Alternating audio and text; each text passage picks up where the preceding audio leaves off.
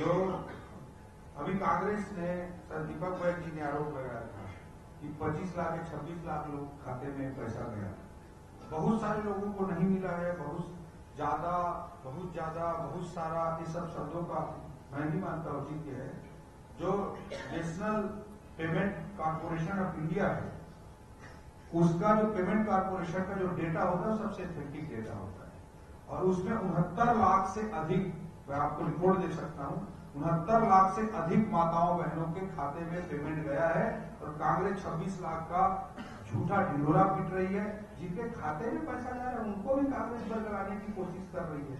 जिन लोगों ने महतारी बंधन में 5 साल में 500 रुपए प्रति माह का वादा किया था, 6,000 रुपए प्रति वर्ष का वादा किया था, 5 साल में 5 रुपया नहीं दिया, वो लोग अनावश्यक और अनर्गल अफवाह फैलाने का दुष्प्रयास कर रहे हैं।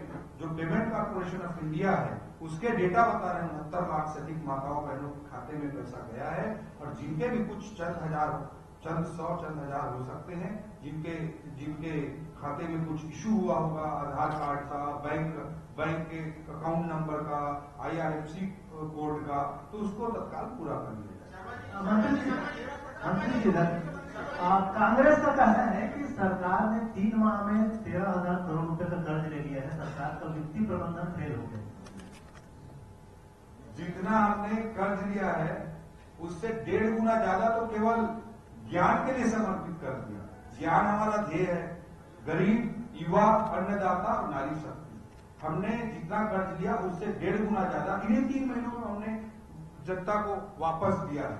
और मैं आपको दावा कर रहा हूं और कांग्रेस के मित्रों को मैं इनवाइट कर रहा हूं कि 5 साल जिस दिन पूरा होगा, किसी भी आर्थिक पैमाने पर उनके 5 साल से अच्छा नहीं, कई गुना अच्छा हमारा वित्तीय प्रबंधन होगा। और कोई भी डिबेट करना चाहेंगे 1 साल बाद, 2 साल बाद, 3 साल बाद, कोई भी डिबेट करना चाहेंगे कांग्रेस के भूपेश बघेल जी, कांग्रेस के नेता प्रतिपक्ष के रूप में काम कर रहे हैं डॉक्टर चरणदास महंत जी, तो हम वित्त मंत्री के रूप में मैं या हमारे पूरे मंत्रिमंडल का कोई भी साथी तैयार रहेगा। कांग्रेस से बेहतर वित्तीय प्रबंधन भी होगा। मैंने उसका कारण बता दिया। इन्होंने सिस्टम को कोलैप्स किया, इन्होंने अपने जेब में पैसा डालने का काम किया। हम बिजनेस इंटेलिजेंस यूनिट लगा रहे हैं, हम 266 करोड़ हर डिपार्टमेंट में टेक्नोलॉजी लगा रहे हैं। रॉयल्टी के पर्ची के सिस्टम को जो उन्होंने ऑफलाइन कर दिया था उसे ऑनलाइन कर रहे हैं। हमारी सरकार की नीयत साफ है, इसलिए हम वित्तीय प्रबंधन भी बेहतर करेंगे, कैपेक्स भी बेहतर करेंगे और जो कल्याणकारी योजनाओं के तहत किसानों को, माताओं को, युवाओं को पैसा बांटना है वो भी बेहतर। कृषि मंत्री जी, किसानों का मामला सामने आया है।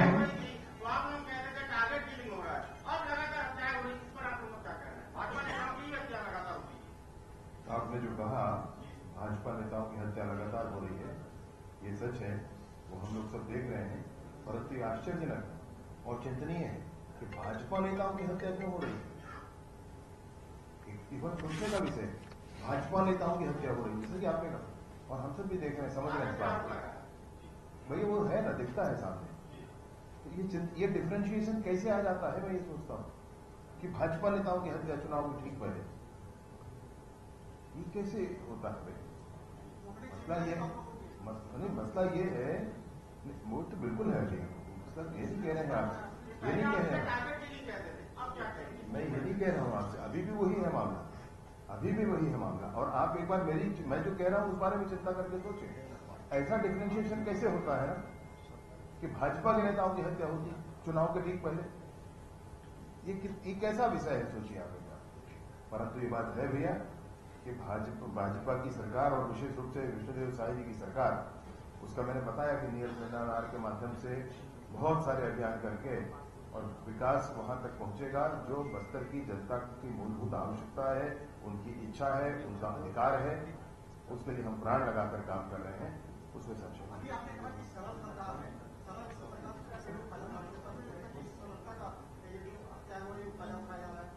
नहीं। सरल सरकार मतलब सरकार की सरलता जनता के लिए है भाई, नक्सलियों के लिए सरलता नहीं और अन्य गुंडों के लिए सरलता नहीं, वैसा नहीं है। कृषि मंत्री जी, फर्जी किसानों का मामला सामने आया है। आपके भाजपा प्रवक्ता ने आज बयान जारी किया है कि बेमेतरा में कुछ 650 फर्जी किसान सम्मान की राशि लेते थे कांग्रेस शासन में, उस पर क्या एक्शन होगा? तराइन नहीं, प्रदेश के किसी भी जिले में इस तरह की अगर कोई शिकायत मिलेगी तो उसके गंभीरता से हम जांच करेंगे और कार्रवाई की जाएगी। चौधरी साहब, आपसे एक सवाल था। आपने रायपुर शहर, पुराना रायपुर, नया रायपुर, गिरगांव, भिलाई ग्रुप को जोड़कर स्टेट तीसरा रीजन की बात की। नए रायपुर में आप जो है 10,000 रोजगार के अवसर उपलब्ध कराने की भी आपने बात की, लेकिन नए रायपुर के लिए एक धारणा ये बनी है कि ये मंत्रियों, नेताओं, ब्यूरोक्रेट्स और घराटे लोगों का शहर होकर रह गया है। आज भी मतलब परिवार का कहीं कोई कनेक्शन यहाँ पे जो पुराने रायपुर और नए रायपुर के बीच को नहीं पाया है, तो उसके लिए क्या करेंगे? क्योंकि पुरानी सरकार के पास तो एरो सिटी और बिजनेस हब जैसा विजन था जोड़ने के लिए, तो आपके पास जो है जुड़ाव के लिए क्या विजन है? वहां पर आप कभी भी मत सोचिए कि वहाँ बड़े मंत्रियों के और मुख्यमंत्री के और गवर्नर साहब के ही बंगले बन रहे हैं, ऐसा नहीं है। वहां पर उस अच्छे शहर को आबाद करने के लिए सभी प्रकार के काम किए जा रहे हैं। अभी आप कभी चलिए, कल ही मैं वहां पर अफोर्डेबल हाउसिंग के तहत 1 BHK का, 2 BHK का, ये सारे प्रकार के घर बन रहे हैं। पिछले 5 सालों में पिछली सरकार ने पूरे वहां के पब्लिक ट्रांसपोर्ट सिस्टम को कोलैप्स कर दिया था। बसों का जो सिस्टम था, हम उसे भी पुनः स्थापित कर रहे हैं और 5 साल के अंदर सभी प्रकार के लोगों के लिए वहां पर अपॉर्चुनिटी बने, स्पेस बने और पूरे हमारे रायपुर के, छत्तीसगढ़ के सभी प्रकार के लोग वहां रह सके, जा सके और उनके लिए भी सब कुछ हो रहने की। अब हम बच्चों को IT सेक्टर में ले जा रहे हैं, वहां तो उनके लिए अफोर्डेबल हाउसिंग की भी हमको व्यवस्था करनी पड़ेगी। एक कंप्लीट कंपोजिट प्लानिंग के तहत नवा रायपुर का विकास होगा और ओल्ड रायपुर के जो प्रेशर है, कोई भी शहर जब विकसित होता जाता है तो प्रेशर बढ़ता जाता है। आपने देखा होगा कि ट्रैफिक का कितना प्रेशर था और हमारी सरकार जब थी भाजपा की पहले 15 सालों में तो लगातार इंफ्रास्ट्रक्चर पे काम हुए। गौरव पथ बना, कैनाल रोड बना, एक्सप्रेस हाईवे बना, रिंग रोड 1 बना, रिंग रोड 2 बना, रिंग रोड 3 बना, रिंग रोड 4 बना। लेकिन 5 साल में आप देखेंगे तो इतने सारे हमारे समय फ्लाईओवर बने, इतने ROB बने, इतने अंडर ब्रिज बने, लेकिन पिछले 5 साल में कुछ नहीं बना। उसके कारण से प्रेशर लगातार बढ़ता जाता है। तो ओल्ड सिटी की, किसी भी ओल्ड शहर की, पुराने शहर की क्षमता सीमित होती है लोगों को अफोर्ड करने की, तो वो निश्चित रूप से नया रायपुर एक नए डेस्टिनेशन के रूप में काम करेगा और इससे पुराना रायपुर, नया रायपुर दोनों की स्थिति पे। विजय शर्मा जी, मेरा आपसे सवाल है, CGPSC को लेकर बहुत सारे आप लोगों ने बात की कि CBI को जांच सौंपा है, लेकिन बालोद के अर्जुंदा थाने में 28 फरवरी को एक FIR दर्ज हुई थी, उसमें कामन सिंह सोमानी का भी नाम है, कई अन्य नेताओं का नाम है। गिरफ्तारी क्यों नहीं हो पा रही है? अभ्यर्थियों के बीच बड़ा चर्चा का विषय है सर। इसीलिए तो उसको सौंपा गया है ना CBI को, उस FIR को भी सौंपा गया है, जो FIR हुआ है उसको भी सौंपा गया है, तो उसमें हमको थोड़ा प्रतीक्षा करना चाहिए, उसका परिणाम जरूर आएगा।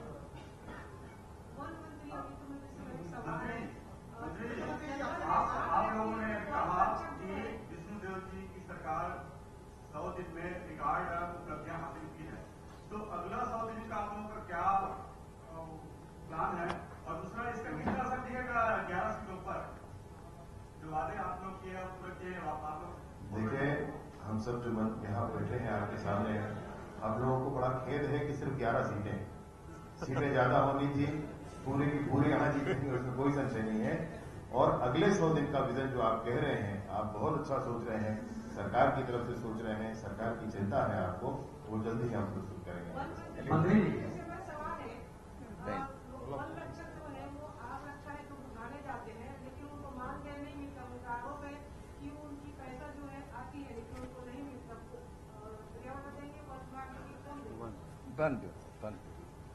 वन विभाग करेगा और बीजेपी सरकार में सब बातों पे कोई प्रॉब्लम थैंक यू। लेकिन हम वनों में आगे नहीं लगाएंगे। सर, एक सवाल और ले लीजिए, एक सवाल ले लीजिए।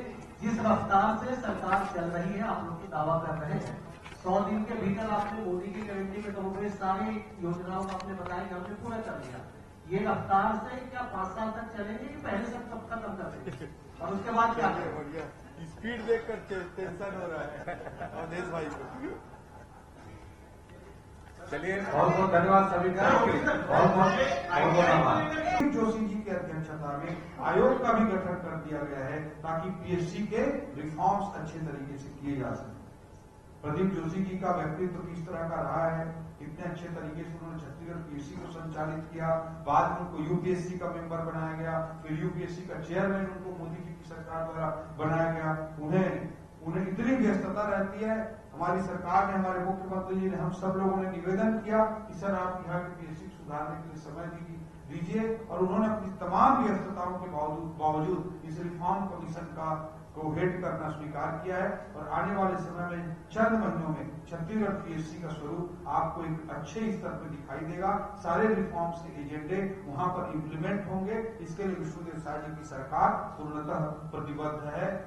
आप सब लोगों को पता है कि जब सिस्टम अच्छा रहता है तो लोगों के, भ्रष्टाचारियों के जेब में पैसा कम जाता है, सरकार के खजाने में पैसा ज्यादा जाता है।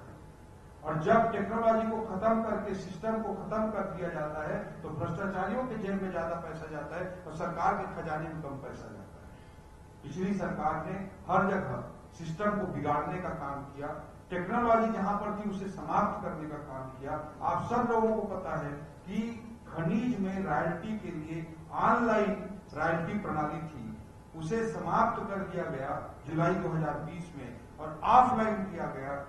गंगा को उल्टी बहाने का काम अगर कोई कर सकती है तो कांग्रेस के लोग ही कोशिश कर सकते हैं। हालांकि गंगा कभी उल्टी बहेगी नहीं, और जनता ने वो बता दिया कि गंगा कभी उल्टी नहीं बह सकती। तो आप सब ने देखा कि ऑनलाइन जो रॉयल्टी पर्ची का सिस्टम था उसे समाप्त करते हुए उन्होंने ऑफलाइन किया था। विष्णुदेव साय जी की सरकार ने, विष्णुदेव साय जी ने विधानसभा में खुला ऐलान किया कि हम इसे फिर से ऑनलाइन सिस्टम करेंगे और हमारी सरकार सुशासन के लिए, पारदर्शिता के लिए पूरी तरह से प्रतिबद्ध है और हर जगह यह काम करते जा रही है। मोदी की गारंटी भी पूरी होगी और विष्णु का सुशासन भी पूरा होगा। 100 दिन से पहले भी इतने सारे कामों को इस सरकार ने करके दिखाया है और 5 सालों के अंदर छत्तीसगढ़ को एक नई ऊंचाई पर ले जाने के लिए हमारी सरकार विष्णुदेव साय जी के नेतृत्व में पूर्णतः प्रतिबद्ध है।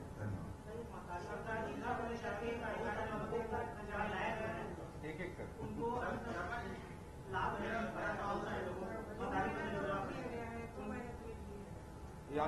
ये आंसर मैं देना चाहूंगा।